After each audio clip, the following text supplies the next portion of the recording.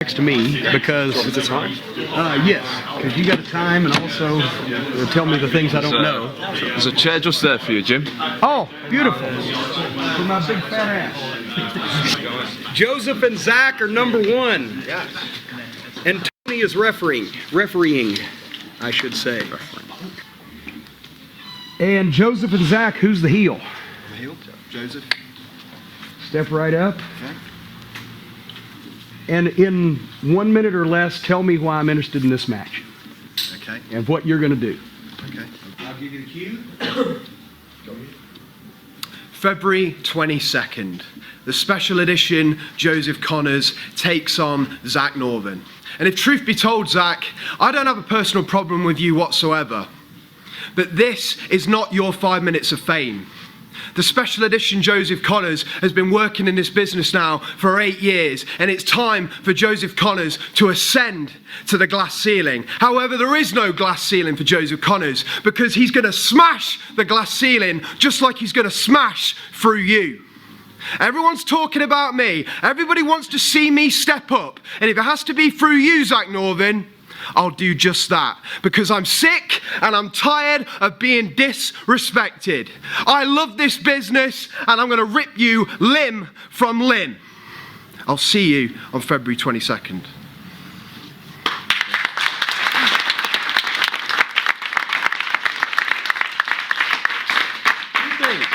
One, very good. You thought about it. You fucking told everybody who you were. You got your gimmick name over. Two things.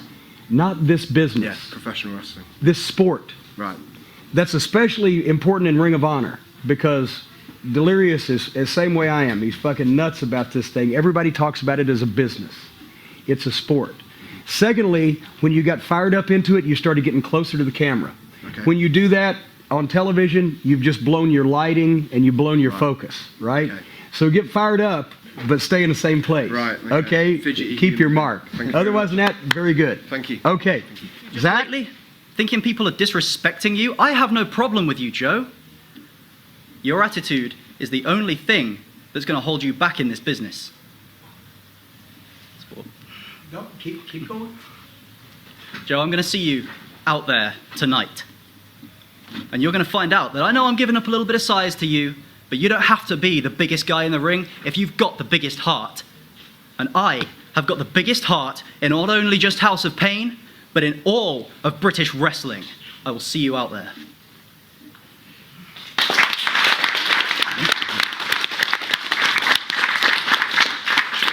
It threw you off when you realized you'd just done exactly what we said not to do. But that's the thing, especially if you're on live TV, eat it and go on. Because once the people see on your face the, oh shit, I just fucked up look, then they're out of it. It's okay. Work on trying to be a little more natural and work on trying to put a little more, as we say in the States, a little more bass in your voice, a little more conviction right at the go home part, that you really mean it. And as a babyface, it's tougher to do a good promo and make people like you, right? You can come out and say, fuck all of you assholes, and instantly you're a heel. But it's harder to make people like a babyface. So try to bring the people into it. Like you were talking about his attitude, saying you've been, how do they say it, slagging off on all of the fans here in Nottingham. Well, I'm one of those fans that you've been slagging off on, and because they can't beat you up, I intend to, right? Make yourself one of the people so they'll kind of get behind you when you fight this prick. Okay, but conviction is everything. If you can't cut a promo, and I'm saying this for everybody, so hopefully the critiques will get shorter, but you can't go out there and be trying to talk yourself into something. You have to believe whatever you're saying because you're talking the people into it. And if they see you don't necessarily believe it, and you're not comfortable with it, then they won't believe it. That's why all the guys that get bad gimmicks these days and go out there and try to recite this shit that the writers write for them, and they kind of do it half-heartedly, people can tell he's not comfortable. Get comfortable saying what you're going to say and make the people believe it because you believe it. The first rule of credibility is if sincerity is the key. If you can fake that, then you've got it. Okay, let's see a 5-minute match. So ding ding is the bell, and the 1 minute cue is 1 minute cue. Okay? I'm probably shy for you.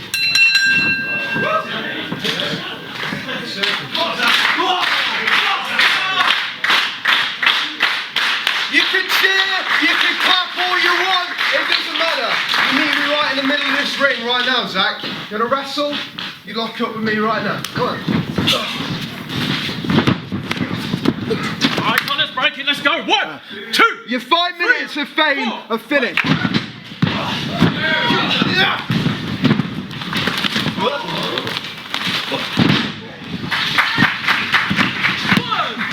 When he was putting the heat on you, you weren't fighting back. Like if he's got you by the hair, fucking throw a gut shot. Boom, let him fucking club you back down, right? But stay alive. You're still trying. People will still get behind you if you're still trying. And at the start, you're swinging way high on your punches, right? Now, the good thing, like that crossbody you hit him with was fucking excellent. The fucking electric chair into the fucking roll-up, that was fucking beautiful. But remember what I said about degree of difficulty of 5, execution of 10. Yeah. You got a little fancy in the start there, and when you bobbled on the buckle over here, you stopped and waited for him. Yeah. Right there, when he bobbled on the buckle, fucking split his other leg, boom, cut him off, and do something that he can come out of and start again. Don't just wait on it, right? One of the times he hit you with a false finish, if you're going to kick out, especially you're a smaller guy, kick out and turn over. Make sure the people saw you kicked out. When I say you're fucking looping on your punches, hold on here 1 second. So I don't fucking... You're fucking throwing them wide and coming this way. Throw like a ball. You're throwing a fucking ball. Right there to the pocket. Boom. And fucking figure out how long your fucking arm is, right? And throw it, your whole body into it. Don't just stand there and do that. Come down here, let him hit you with one. Let me show you what you're doing. Well, no, I don't mean punch. Throw a punch. Just throw your working punch like you've been doing. See, you're Lugerin, kind of, in that you're coming out to the side and you're keeping your shoulders square.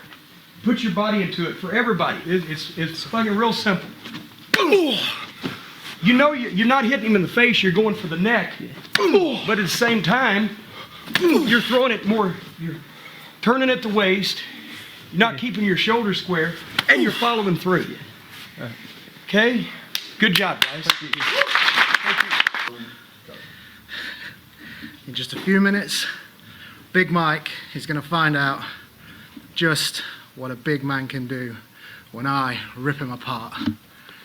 He might be a little bit bigger than me, but I'm still going to tear his head off. So Big Mike, let's see what you got. Well, it was good, but it was 25 seconds. Yeah. So what you did was we gave you a minute on national television, and you didn't take half of it. How many people get a minute on national television? Come up with a story. Even if there is no story, come up with one. The reason why everybody should be interested in this match. I don't care if he killed your dog when you were a kid, or pissed on your fucking girlfriend's leg in a pub. Whatever, or just some reason why that everybody should be interested in seeing this fucking match and what you're going to do to him to prove that you're the best man, right? Okay, just remember, take your time. Somebody's going to give you time, take it. Remember, like, you know, you two are in this country considered very big guys, okay? You know, like balls colliding, you know, an object not moving against a moving object, you know. There's a lot of cliche kind of phrases you can put in that kind of situation, you know, and talk about what, you know, how it's going to sound when you put it down, you know, things like that. Ernie Ladd as a heel would wrestle Andre the Giant. Ernie Ladd always accentuated his height because at the time he was one of the biggest men in wrestling, 6'9" and 325 pounds. And even when he wrestled Andre, who was bigger, he'd say, "I'm the big cat Ernie Ladd. I stand 6'9", I weigh 325 pounds, I cover the ground I walk on. I'm big enough to step on toes and keep on walking, and I'm not used to looking up at any man. But Andre the Giant, you may be a little bigger than me, but you know what you are? You're also, your brain is the size of a pea. You got $1 million body and a 10-cent brain, you're like a dinosaur, and by the time the big cat finishes with you, you're going to be extinct." Now all of a sudden I'm like, okay, let's see what the fuck these two motherfuckers are going to do, right? Come up with something. I like the way you laugh and you're a little crazy, but talk like a big man, a big bully, right? And one thing also didn't mention about Joseph as a heel, Zach was rushing a little bit. He was rushing to try to get his shit in, but Joseph, as the heel, as soon as he cut him off, he started taking his time and milking the people. And that's good for a heel to do during the heat, because that way it also gives the babyface, if he will, time to fight back from underneath and get cut off, show he has some life. Okay. Big Mike. 3, 2, 1, go. Hello there, Nottingham wrestling fans. I know you're all excited, and I am too. Today, King Kong versus Godzilla, Barricade and Big Mike Wild. Oh, the irresistible force and the immovable object. Now, let's face it, Barricade is the House of Pain champion, and I don't mean to knock the rest of the roster, but size may be not what really matters, but it helps. Today, Barricade, this afternoon, you will fall. Bang! You will take the wild ride. And you have no goal. I've got nothing after that, but hey! You beat 25 seconds by 5 seconds. Yeah, as we say, you were making good time, but you got hopelessly lost it. Yeah. That's the thing. You were doing good. You had personality. You were fucking outgoing. But you got to have a go-home line. You got to have that line at the end that makes them go, So, you know, and the worst thing that you can do also, remember, is make that, oh, I fucked up face. If you realize that you've gone completely blank and you can't figure out how to get home tonight, say something that makes it sound like you intended it to be that way. Just, you know, come up with something on the sperm of the moment, as Boland would say, that makes it sound like you meant it that way. Okay? Good personality, but you need to go home. All right? Here we go.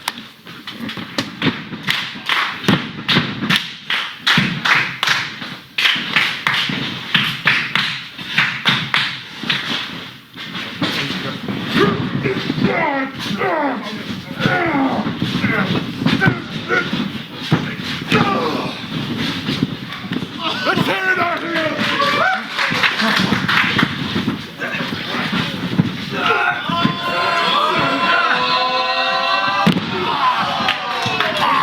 Continuing with tradition, you went 40 seconds short.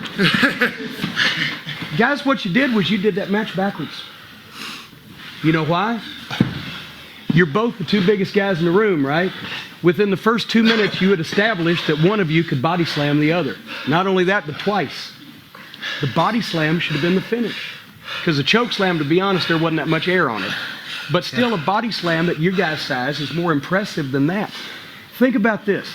What about if you guys had locked up and shoved off a couple of times, locked up and shoved off like you were doing, and also when he's doing the boom, boom, boom, boom, you're just looking at him. You're not looking at all the people that are doing that with him and getting hot about it. Facial expression. Vince McMahon will tell you, you make your money right here, your face. You weren't putting it over facially.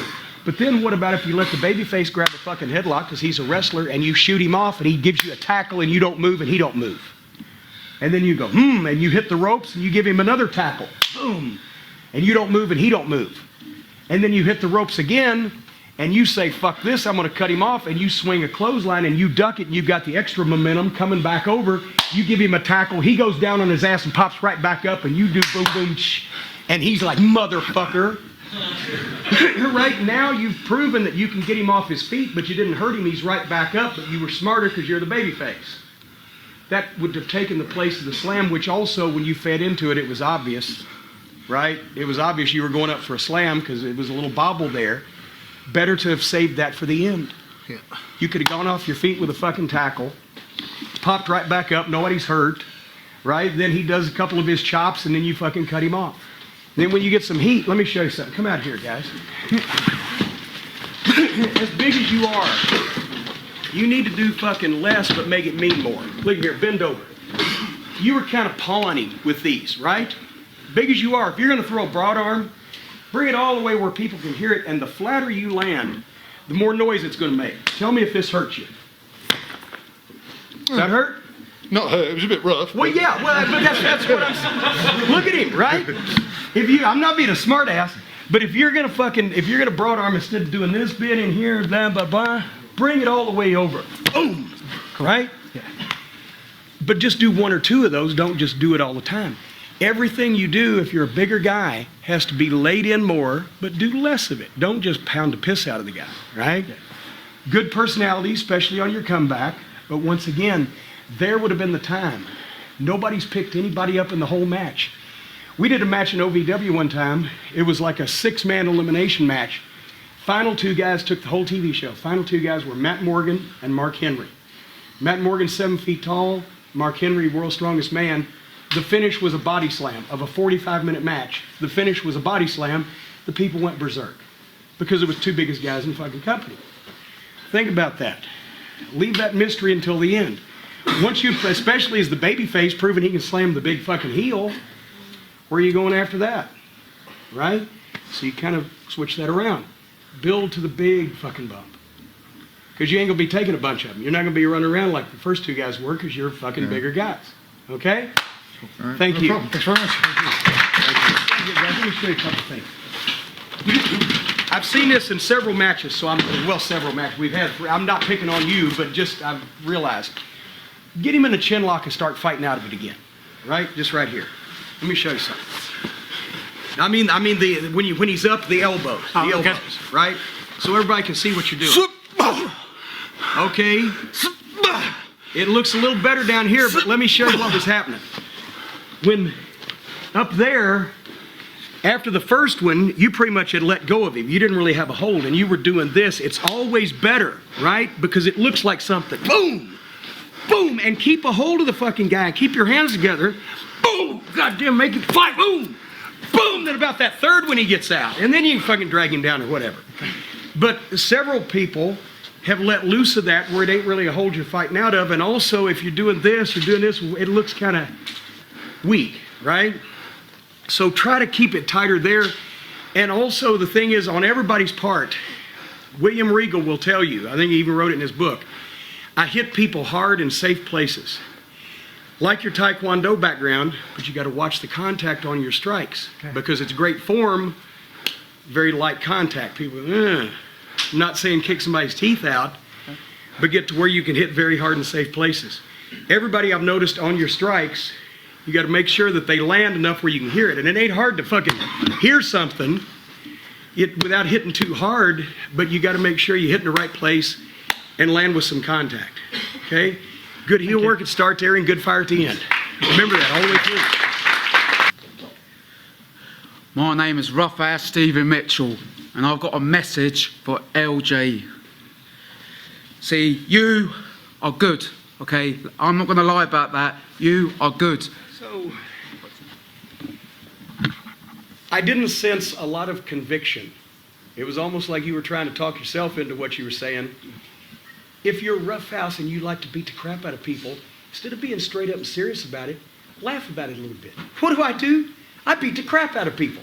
It's my hobby. It's my profession. I do it for fun. I do it for profit. And I'm going to do it to you. You know why? Because I like to beat the crap out of people. Give me something over the fucking top a little bit as a heel instead of just straightforward, I'm going to beat the crap out of you. Because it was a little monotonous, monotone all the way through. Vary it up a little bit. Try to give me, a little something, hang my hat on about who you are. Okay? Let's hear the babyface response.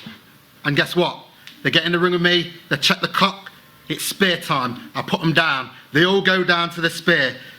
Now, tonight, you're gonna hit me with some big shots, but I'm gonna take them, I'm gonna take you down, and you're gonna find out that the heat is on.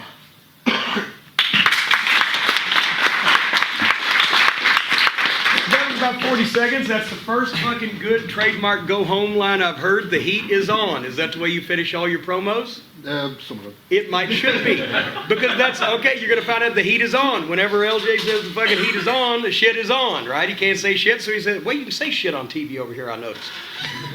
But anyway, yeah, and plus you had a good expression for a baby face, couple of bobbles, but all in all, but no, some personality. That was fucking good. I had to, the accent for a minute, I thought you said check the cock. You might have, I don't know, maybe it's just the accent, but let's go check his cock and let's see what happens. So just try to work on your delivery and remember, and a little more confidence with it. That's the thing about, once again, guys, on doing promos, you got to have confidence.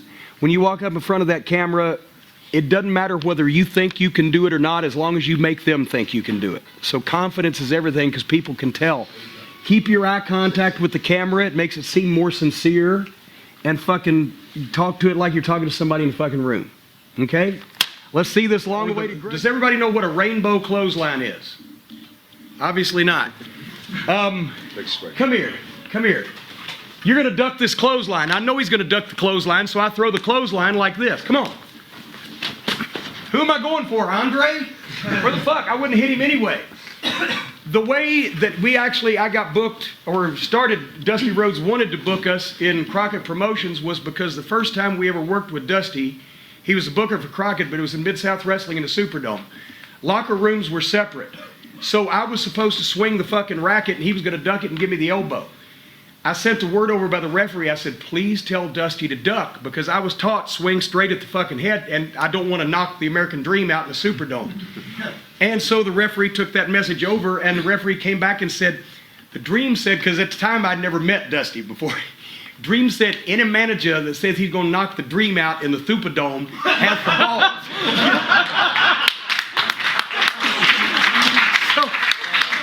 So the thing is, if you know the guy's going to duck, don't do that. If he knows he's going to duck, don't do that, because then everybody knows he's going to duck.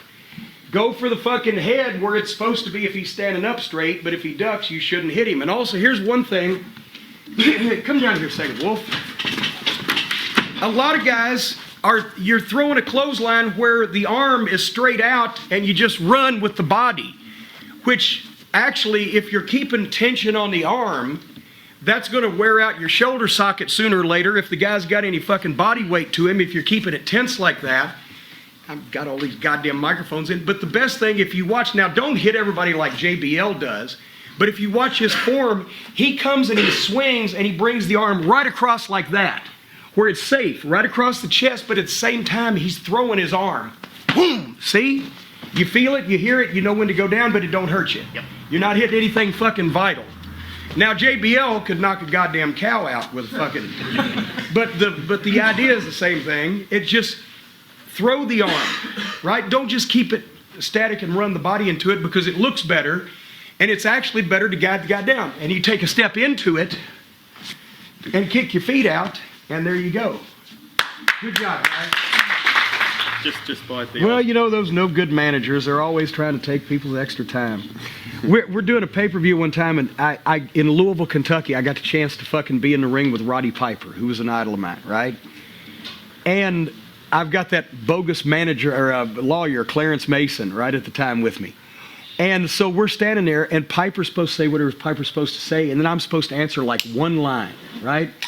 So Roddy was vaccinated with a phonograph needle, and he fucking talks and talks and talks and talks and talks. And then when he finishes, I say my one line, and we fucking scoot, right? Come to the back, Bruce Pritchard says, fuck, it was fucking 3 minutes over. I said, you're yelling at me? I said, yell at him. And Roddy walks through, he's, hey, Roddy, good job. You know? Wrestling. This man is equally adept at high-flying, top rope action, equally adept at ground-based, mat classic, ground and pound, and just all-out brawling with the heavyweights as well. Oh, no, that was very good, because you didn't fucking stop. You didn't put the dogs over. Well, no, seriously. Like when I've told this story this week, but when I was managing Owen and Davey, they were constantly doing bullshit, right? And if the camera had a waist-up shot of us, I would look down and Owen would have the squirt bottle with the phony sweat spraying me in the crotch. Like I'd wet my pants, right? And you couldn't stop talking because we're burning fucking tape in daylight, but you didn't let that stop you. Good. I love your intensity, your facial expression. You look like somebody that I wanted to fucking see in the ring just by the way you were looking at the camera. You were kind of standing there letting him be the guy that I wanted to fucking see. You weren't really... And he's your guy... But every time you said, I've been with this guy for so long, you kind of spread back and it was this much separation between you. I don't mean you have to make love on camera, but put your hand on his shoulder and fucking and accentuate the fact he's taller than you and he's a big guy and you're talking about him, right? And then by the same token, when your tag team partner is standing there looking mean and everything, try to fucking fill out the frame too. Yeah. Don't draw attention away from him, but draw some attention to yourself as well. Don't let him be the fucking... only focal point. It's a tag team match, so you guys got to look ready together. Looks like he's the one going to be doing all the fighting, and you're going to stand around and let him do all the fighting.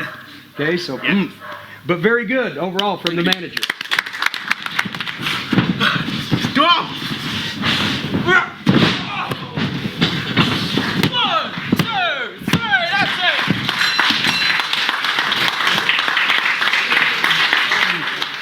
I mean, I noticed something I saw a couple times. This is a big ring.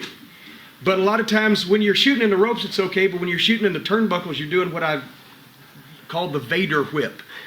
Vader was a great worker, a great big man, but he had the weakest arm whips in history. He would literally take a guy in one corner and do this, and the guy'd run 20 feet. If you've got a big ring like this, when you're going to shoot the guy off, go with him. Go with him and fucking, yeah, well, Jesus Christ, don't go that, don't take me with you. But you know what I'm saying? Run across, go with him, put him into it, boom.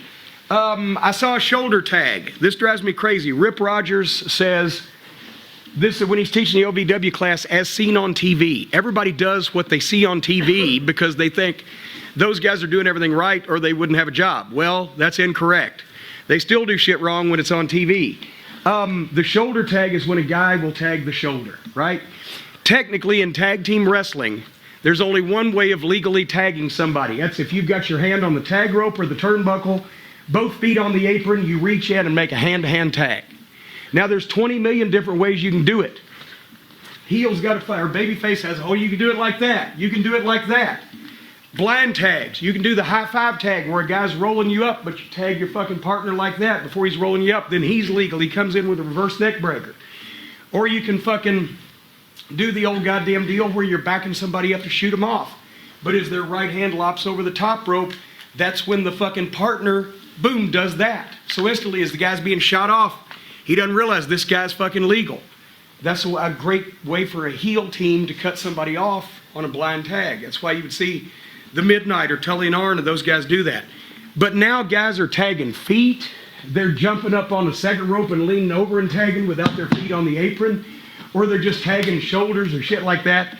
It's totally bullshit, but since nobody knows the rules of wrestling anymore, people don't do anything about it. But if you take enough pride to want to be technically correct, that's the way you should do it. You've got incredible babyface fire. Sometimes you need to slow down just a little bit, but great fucking fire and intensity, and your shit looks good. 1, 2, 2.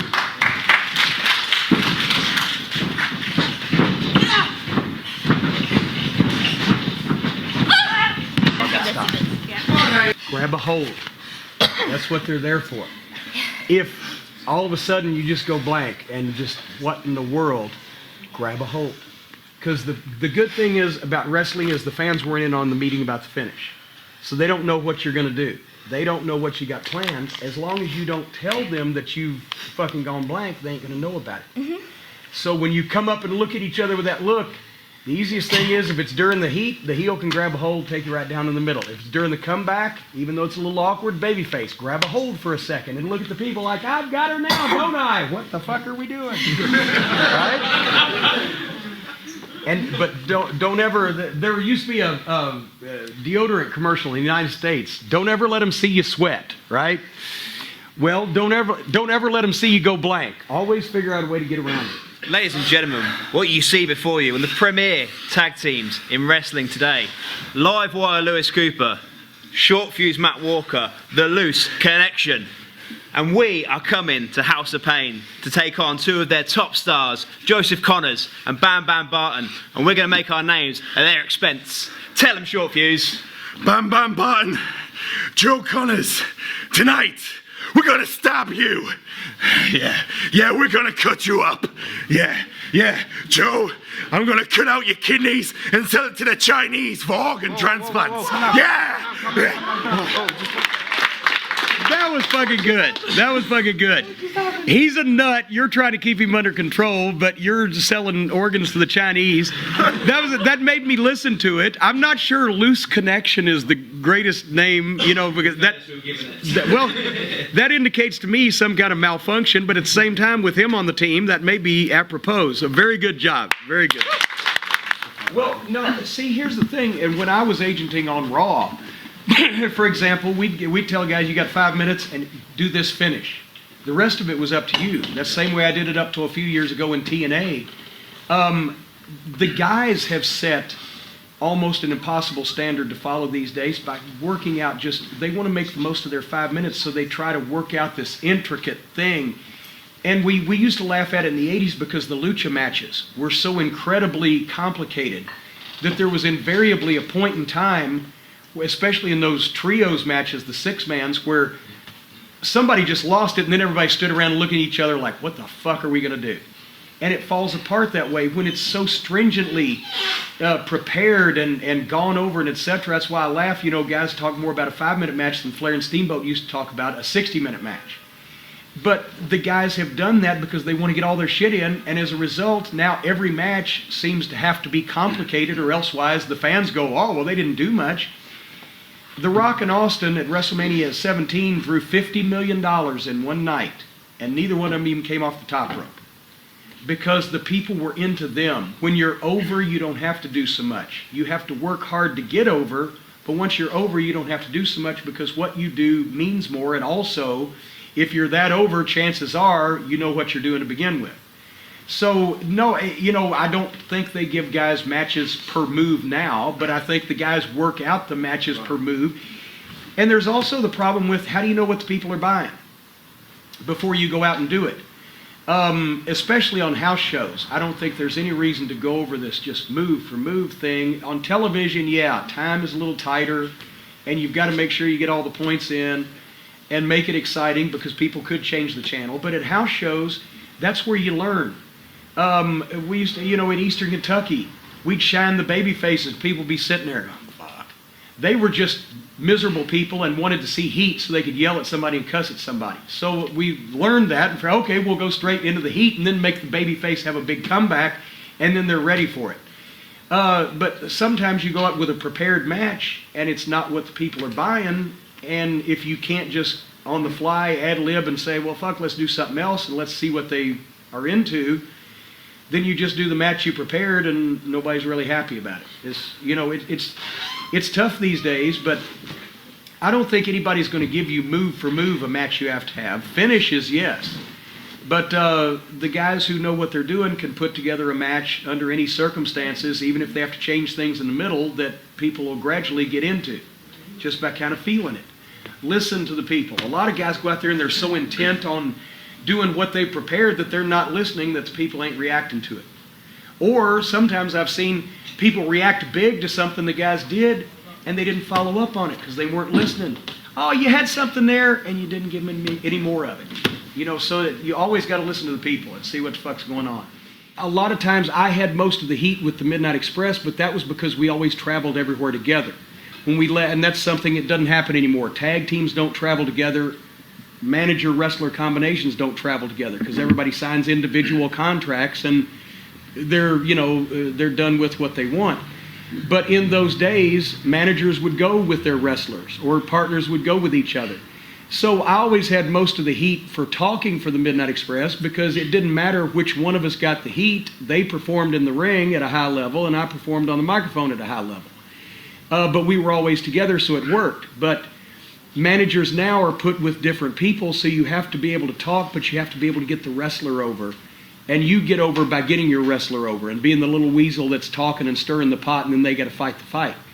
But like a manager has to be able to talk, a manager has to be able to be an accent at ringside without stealing the whole show. You got to know if they're in a hold, that's when you can turn around and say, look at me and look at my guy and look at how great I am. But when they're in action, you can't be yelling at the guy in the front row or you're detracting. So follow the match, fucking pick your spots, learn to pick them in and out. When you need to interfere, make sure you interfere right and quick and behind the referee's back. Don't let the referee see you cheating because then it buries him. Also, I used to do things like, I was, before we had all this fancy communication equipment, I'd wear a cheap watch. So you can see me on even some of the NWA pay-per-views. I'd be going, Bobby, 4 minutes, whatever the fuck. I would give cues in and out and make sure that the guys knew where they were in the match. And I'd be the one to keep the finished book. So, if they said, hey, do what you did in Greensboro last month, they'd look corny. What did we do? Well, here's what we did. Fucking blah, blah, blah. The one where we hit Ricky with the racket on the roll-up, because I kept all the finishes. Always write down all the finishes that you do, because you can use them later on. There's nothing new in wrestling. It's just recycled. If you steal from one person, it's plagiarism. If you steal from many, it's research. So, I used to challenge the guys in wrestling school. Call me up at home and ask me where I was and what I did on any date that you pick at random between fucking 1982 and 1995. And I will tell you where we were, what the gate was, what the opponent was, what the fucking finish was, what we made, and what we spent to get there and back. Because I kept it all written down and I've still got all the books. And that way you've got a giant, glossary of finishes that you can use at any point. And then later on, if you want to become a booker, you've already got a head start because somebody needs a finish. What the fuck do we do? Well, shit, I remember that thing back in 2014 we did. Yeah, right here it is. Boom, let's do that. That's a good start. Tough also, and that's one of the things that's wrong with the business in the United States also, is that sometimes for every, valid promoter that you've got that runs on a regular basis or that runs good shows that come off smooth, that are halfway well attended, you got 5 guys that run their hometown on their birthday. And they don't care whether they make any money or not because they're having fun at it. But, you've got to take the good with the bad. Getting booked is just going out and doing the best you can. Every time you get in the ring, have as good a match as you can have with what you're given, and getting established as a name that if you're booked on a card, you show up on time, you do what you're asked to do, you do a good job at it or the best you can, and you're not impaired and you don't cause any problems, and you don't want people to be able to take kindness for a weakness and try, well, he's a doormat, he'll do anything we want him to and we don't have to pay him. You got to have some standards. But when you're just trying to get your foot in the door, that's all you can really ask for is get the foot in the door. So just try to, every time that you work for somebody, impress them that you're somebody that does all those things. You show up on time, you're not a fucking head case, you do what you're asked to do to the best of your ability. And tell people, that you work with, if somebody comes up and says, hey, brother, that was a good match, thank you very much. Say, hey, if there's any time you can recommend me to somebody, I'm available to do this, that, or the other thing, and spread the word around. And, then a lot of it is just luck, because for every garage band that wants to be the Rolling Stones, there's a lot more bands still playing in the garage than there is living in Mick Jagger's house. So you have to realize that, it doesn't always happen, but as, some people have shown, it does happen. And you just gotta hope for that. There's things you can do. Always, look as much like an athlete as you can. That's why they don't give me the Brad Pitt parts in movies, because I don't look like Brad fucking Pitt. But if you want to play a pro athlete, you have to look as much like an athlete as possible. Have good looking gear. Don't come up, dressed in sweatpants. They may be few and far between in this country, but a tan bed never hurts. Because, as Arn Anderson said, fat looks better brown than white. It's one of his famous quotes. And, just show up and look as much like a pro as you can on the budget you got. And sooner or later, that accrues and, draws interest. No pun intended.